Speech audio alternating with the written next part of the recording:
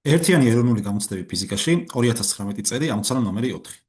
ნახატზე გამოსახულია წრფეზე უსაწყისო სიჩქარით თანაბარ აჩქარებულად მოძრავი სხეულის გავლილი მანძილის დროზე დამოკიდებულების გრაფიკიო. ესე იგი მოცემული გვაქვს, რომ სხეული მოძრაობა დაიწყო უსაწყისო სიჩქარითო, ეგ გითხრეს, ესე იგი V0 უდრის ნულს.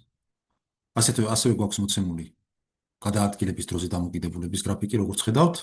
და გვაინტერესებს განსაზღვროთ სხეულის სიჩქარე, რის ტოლი არის, როცა t უდრის 2 წამს. t უდრის 2 წამს.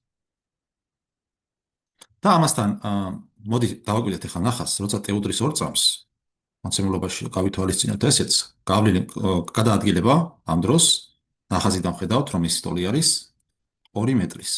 და გვეკითხებიან სხეულის სიჩქარეს t უდრის 2 წამ მომენტში, ესე იგი v გვაქვს გასაგები რის ტოლია. ხო, ეხლა ამისთვის გავიხსენოთ თანაბარ აჩქარებულად მოძრაობის დროს გავლილი მანძილის დროზე დამოკიდებულების სახე როგორი არის? ეს ტოლი არის V0 პლუს საწყისი სიჩქარის დამატებული საბოლოო სიჩქარე გაყოფილი 2-თან, განვლებული იმ დროზე, რა დროშიც ეს გადაადგილება სხეულმა შეასრულა. აი იმის გათვალისწინებით, რომ V0 ნულის ტოლი არის, ეს წევრი აღარ გვექნება. აქედან ის დაგვრჩება, რომ ეს ტოლი არის VT შეფარდებული 2-თან.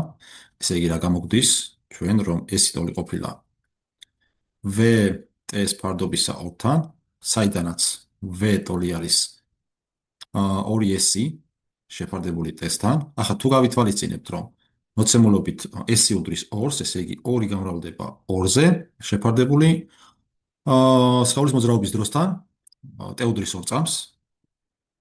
ესე იგი 2-თან უნდა შევაფარდოთ და ეს ტოლი გამოგივა 2 მეტ წამის. ანუ საბოლოოდ რო დავწეროთ, V ტოლი ყოფილა 2 წამ მომენტისთვის 2 მეტ წამის ტოლი. ეს კი არის პასუხი G.